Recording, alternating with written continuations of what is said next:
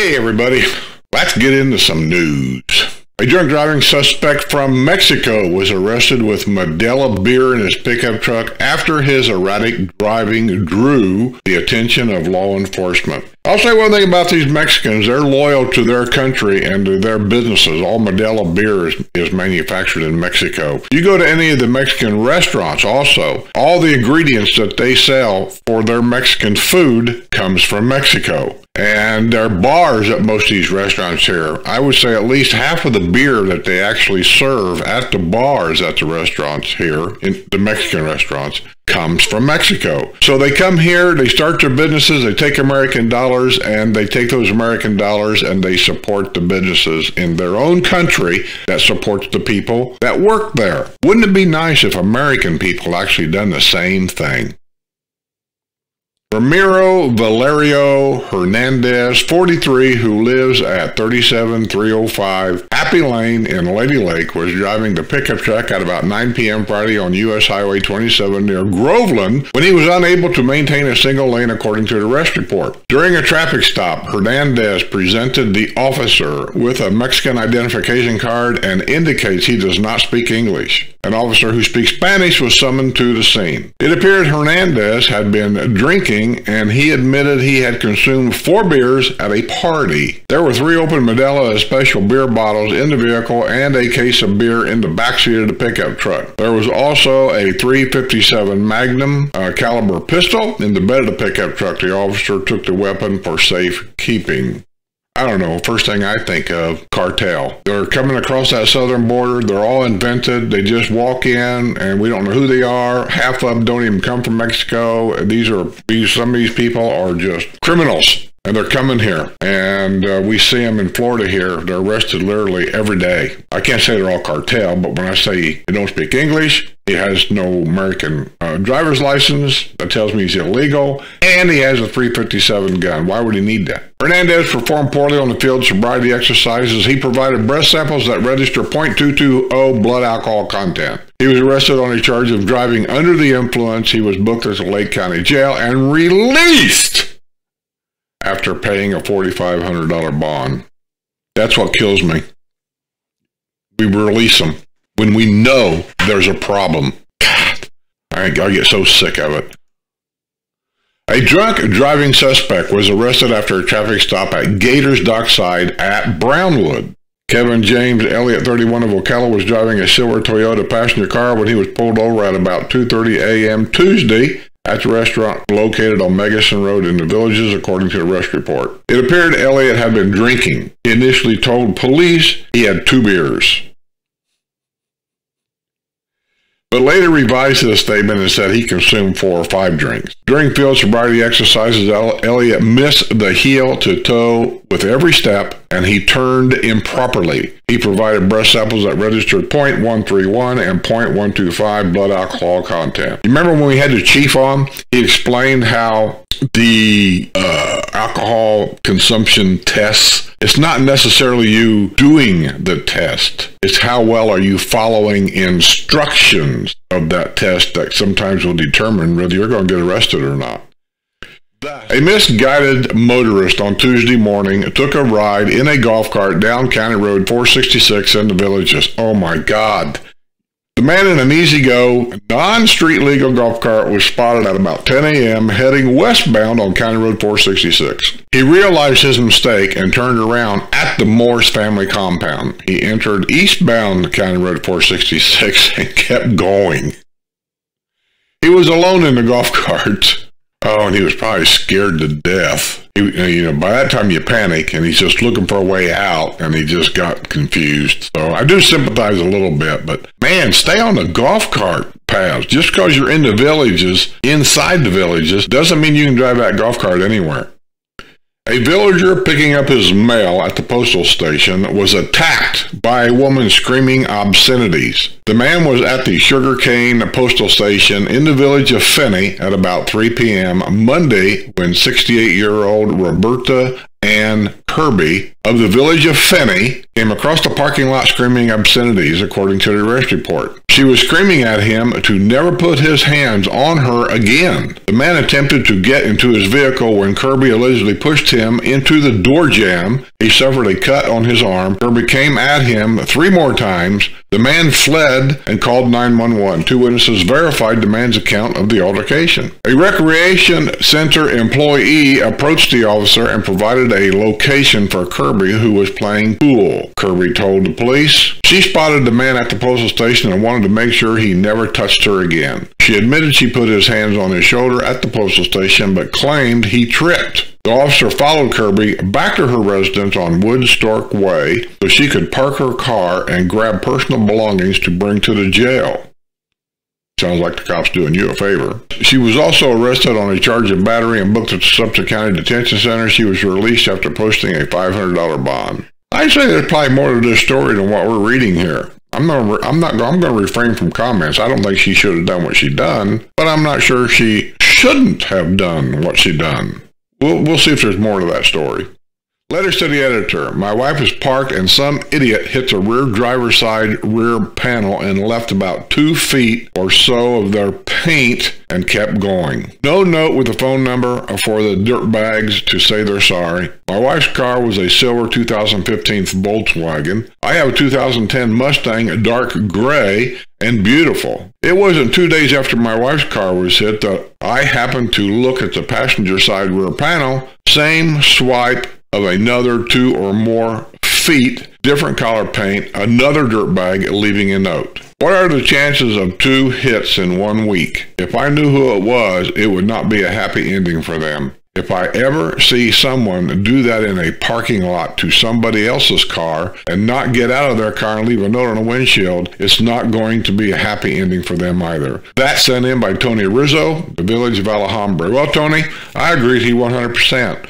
I am also a victim of bad drivers here. I'm assuming that your accidents happened at a shopping center parking lot. I can only assume. And I have done videos in some of these parking lots showing how people drive, how people act. Look at the bad parking you see. That causes a lot of accidents also, even though they'll tell you, oh, well, you know, it's no big deal. Well, it is a big deal. People don't want to do what they're supposed to do.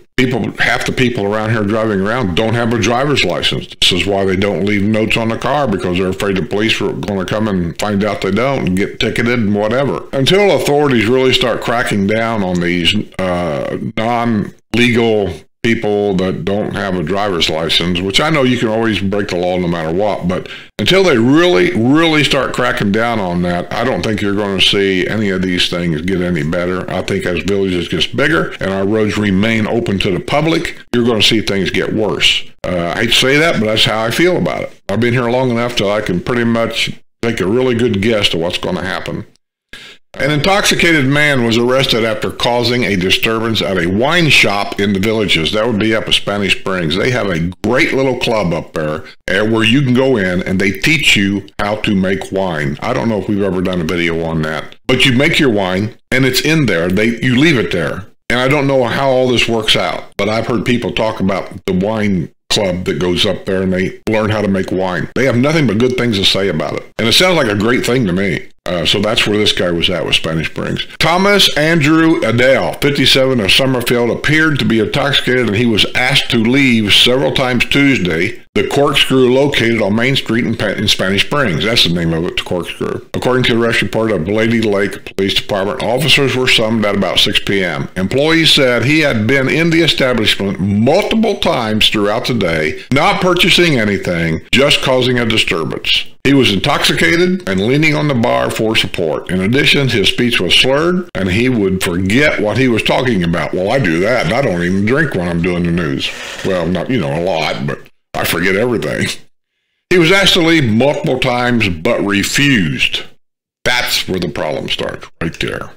The Pennsylvania native was arrested on a charge of disorderly intoxications. He was booked at Lake County Jail on a $500 bond. A 73-year-old villager who supported Donald Trump has been ordered back to civics class in a court deal aimed at avoiding prosecution in an election fraud case. Joanne Marie Halstead of the village of Palo Alto entered into a pretrial intervention contract Wednesday in Sumter County Court. Halstead was accused of casting a 2020 general election ballot on October 20th, 2020 in person in Sumter County. She also cast a second ballot in New York by absentee, according to the court documents. Part of the deal, Halstead must receive a grade of C or better in a class based on the We the People, the Citizens, and the Constitution textbook and taught by Doug Oswald. The class will meet for 2 hours each week for 12 weeks. She must pay for all classroom materials. J. Richard Ketzek, 64, of the village of Monarch Grove, was charged with voter fraud in connection with the 2020 presidential election. Charles Franklin Barnes, 64, lives in Callahan Villas in the villages of Osceola Hills, was also accused of casting more than one vote. A fourth villager charged with election fraud is still awaiting his fate. John Ryder, 61, of the village of Virginia Trace, cast his ballot in person and also cast an absentee ballot in New York. I don't want to get into an election debate here. I'm just reading the news.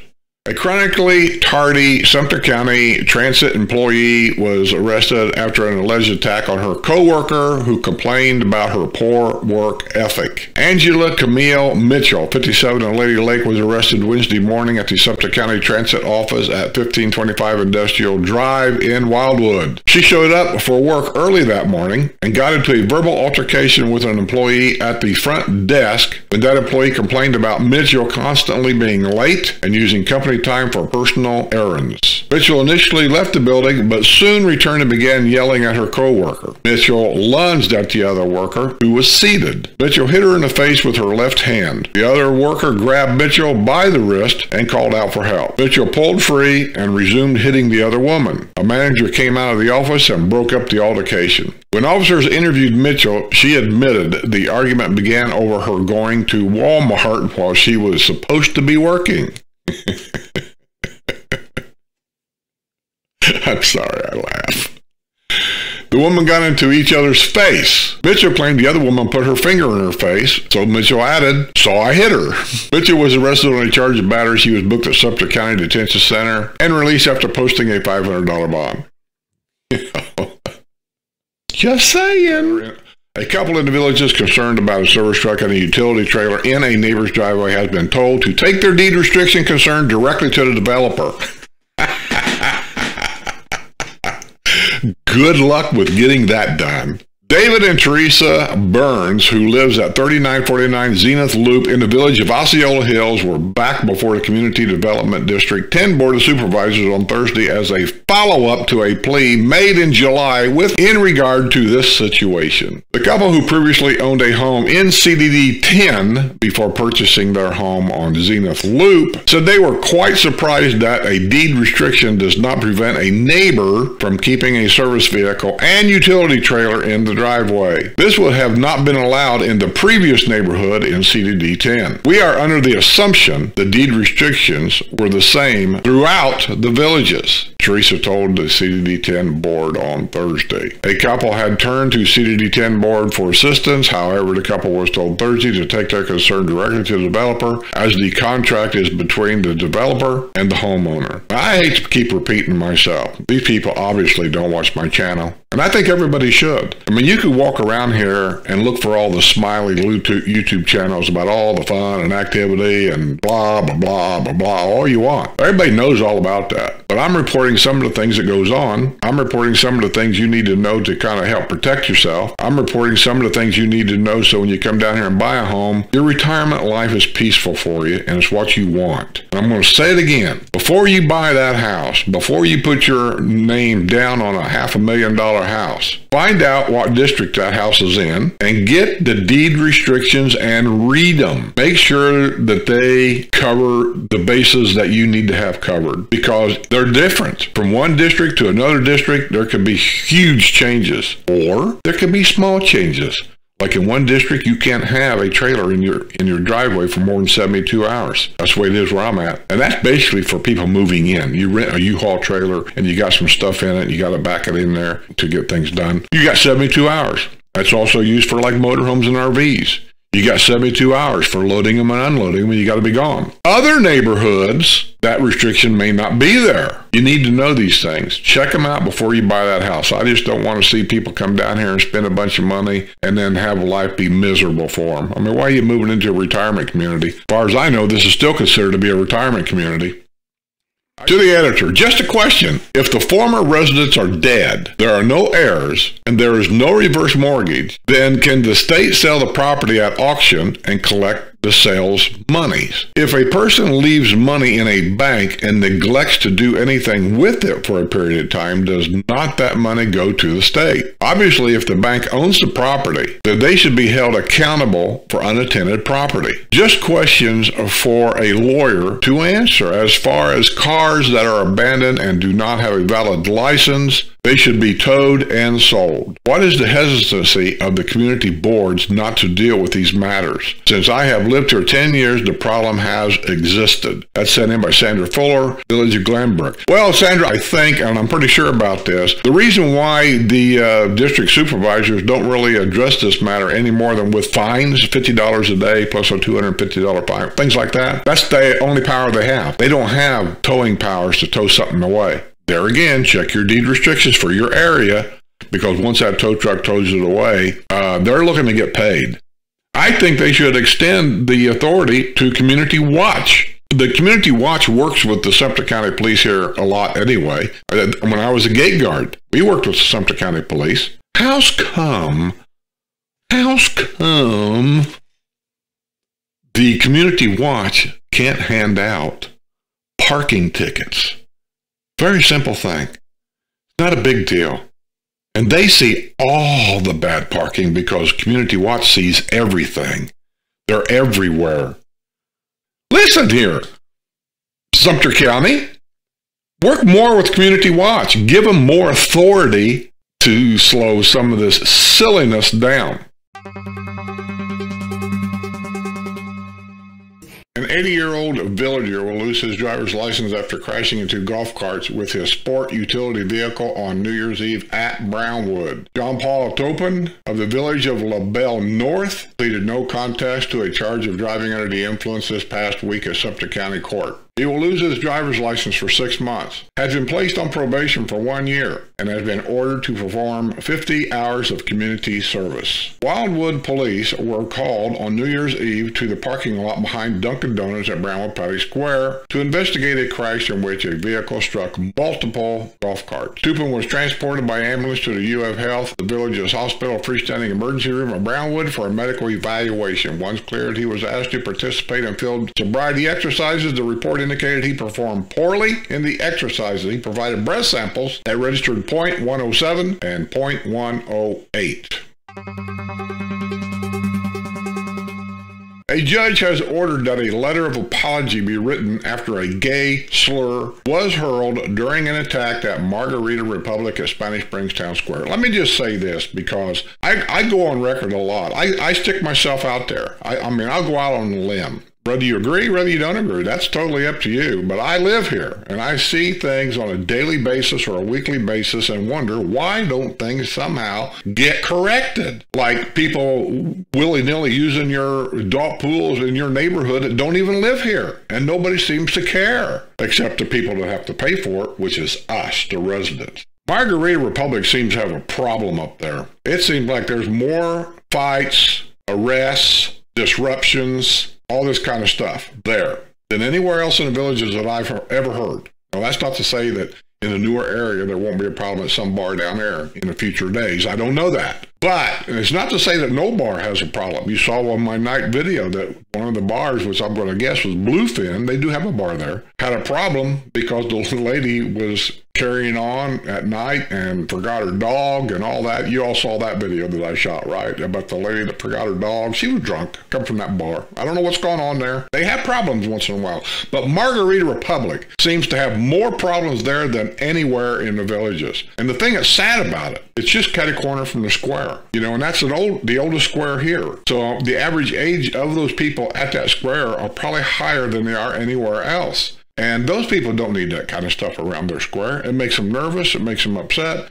Sometimes they probably just wonder, should I even go to the square at night, because the stuff goes on around the square and I could get in the middle of it. That same square a few years ago, in case you guys don't know, there was some kids cruising the square. I'm not sure why the kids even cruise the square. What are they cruising for? It's just a bunch of old people. But they knew somebody that I think was if I remember right, was a server at one of the restaurants there, was walking down the sidewalk, and they recognized that kid. They jumped out of the car and they beat the kid to death on the sidewalk at Spanish Springs.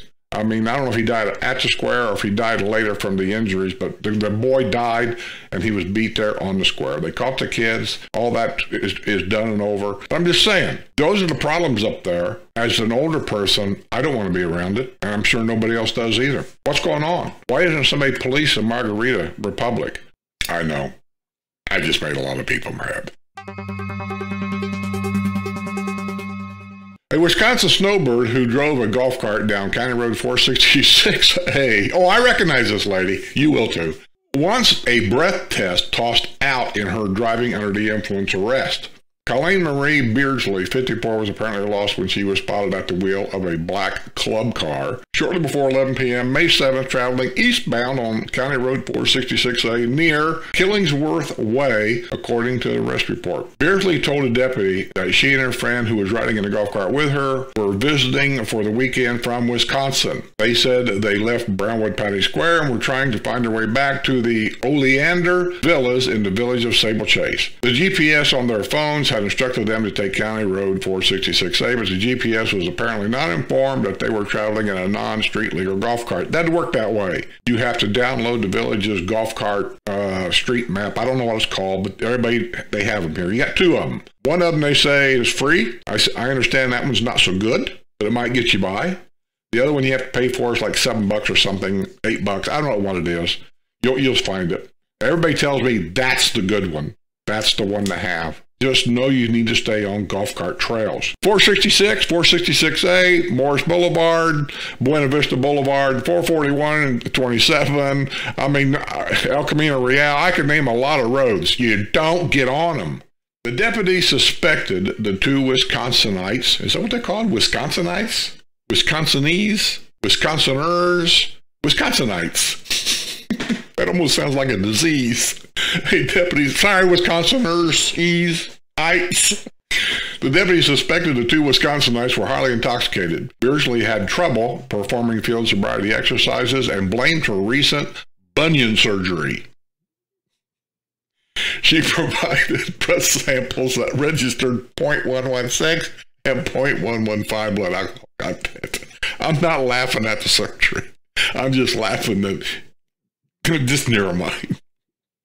Oh, Lord. Some of these old people just crack me up. Beardsley's attorney, Mark Conan, has filed a motion to suppress Beardsley breath test results. In a motion, Conan contends that Beardsley was told by the deputy, "We have to do a field sobriety exercises to make sure you're not impaired." Conan argues that the deputy did not make it clear to Beardsley that she had the right option to refuse to perform the exercise. In addition, Beardsley had several questions for the deputy about Florida law versus Wisconsin law.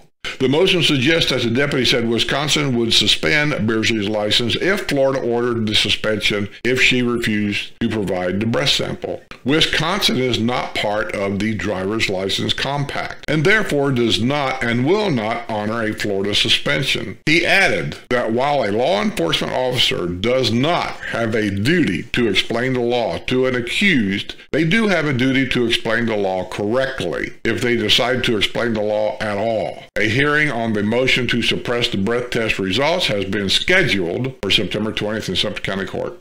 Interesting. I find that interesting.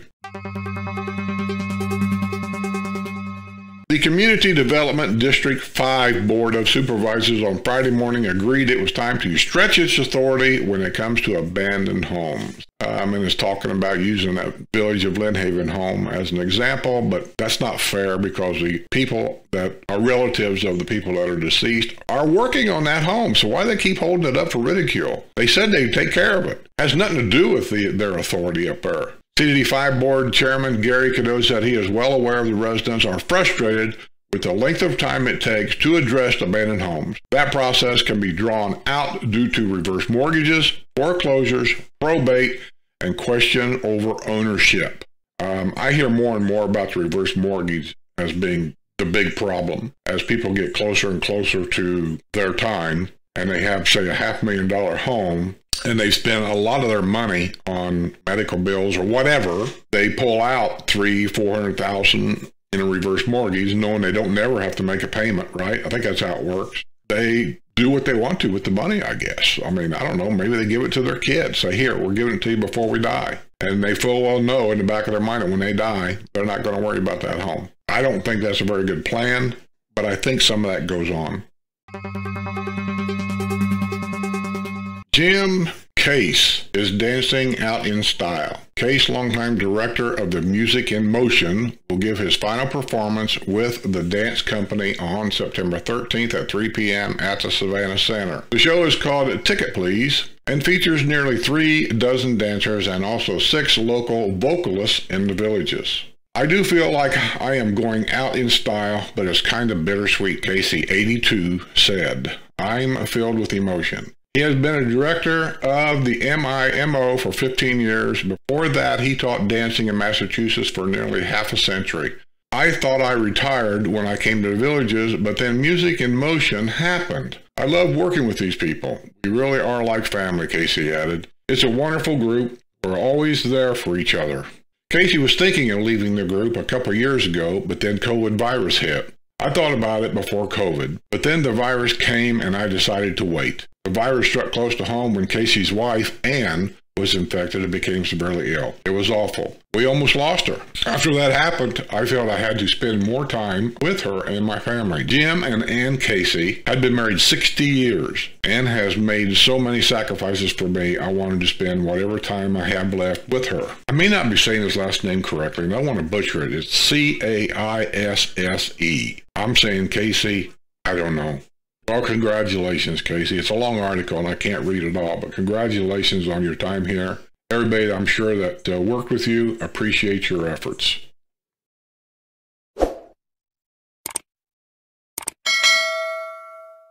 All right, I got to squeeze this one in there somewhere. I forgot to read this one. A man who had been driving a Jaguar has been sentenced to time in prison after seriously injuring a bicyclist in the villages. William Joseph Croup, Jr., 61, of Orange Springs, was sentenced Wednesday in Sumter County Court to 5 years in state prison after pleading no contest to a charge of hit and run. Judge Mary Hatcher gave Croup credit for 648 days already served in the Sumter County Detention Center. Croup was at the wheel of a silver Jaguar on Monday, November 3rd, 2020, when he struck 61-year-old Ken Nevers of the village of Finney. He had been bicycling on a multimodal lane on Hillsborough Trail near the Manatee Rec Center when he suffered severe head trauma, including memory loss, bruised lungs, a broken rib, and a fractured shoulder, along with lacerations on his face and head. Croup was arrested after a tip led to 3089 Glenwood Place in the village of Glenbrook. A woman who lives there and has a history of drug arrests provided additional information which led to Croup's apprehension 6 days after the bicyclist had been struck. Croup, who has a long history of arrests, including arrests on drugs, theft, and fraud charges.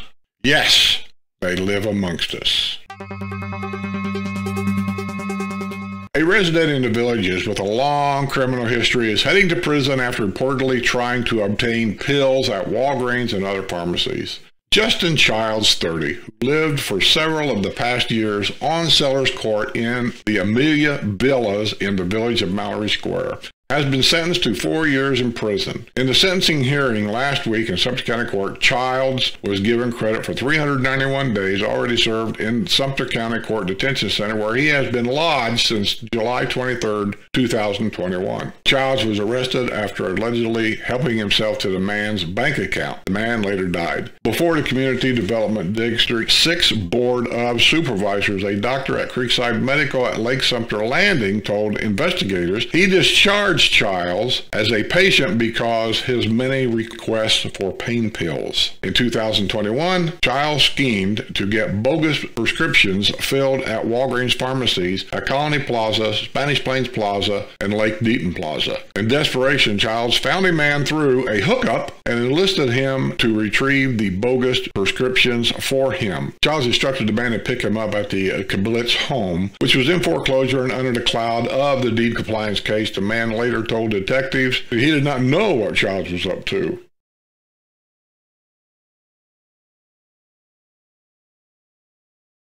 A villager who was convicted in 2019 gun threat in a roundabout has landed back behind bars. William Scott Reagans, R-A-G-A-I-N-S, 63, who lives in the Alexandria Villas in the village of Bel Air, was being held without bond over the weekend on a probation violation at the Sumter County Detention Center. Reagans was originally arrested in 2019 when he was driving a black Dodge Ram pickup truck and roundabout at El Camino Real and Buena Vista Boulevard when he cut off a white SUV, forcing the driver to slam on his brakes, according to the arrest report. When the driver of the white SUV blew his horn at Reagan's pickup, Reagan flipped the bird and waved a gun out the window. The driver of the white SUV, who had his wife, two 13-year-olds, and an 11-year-old, and an 8-year-old riding as passengers.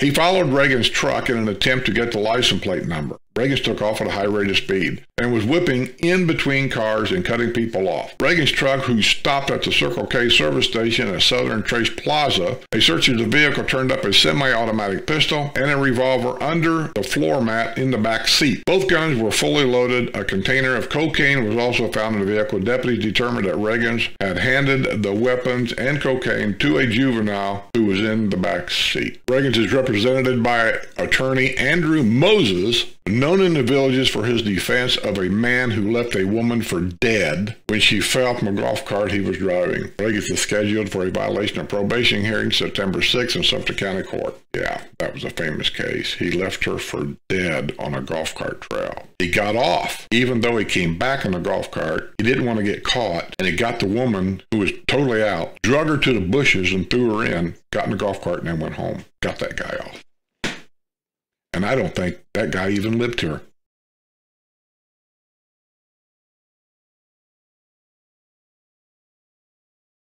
A villager recently got his second hole-in-one at the Bonita Pass Executive Golf Course. Mark Riley lofted a perfectly struck 6 hybrid that landed at hole number 5 at Bonita and rolled into the hole. While it was Riley's second hole-in-one at Bonita Pass, it was his third hole-in-one overall. Life just isn't fair.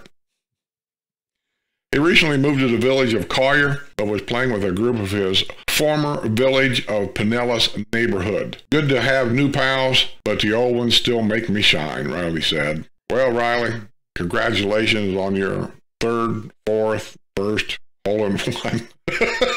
You've had so many. Good job, dude. Well, I believe this is going to end this week's news. And with that being said, I'll say hit the subscribe button. Give me the thumbs up. Leave a comment below. Don't leave your keys in the golf cart.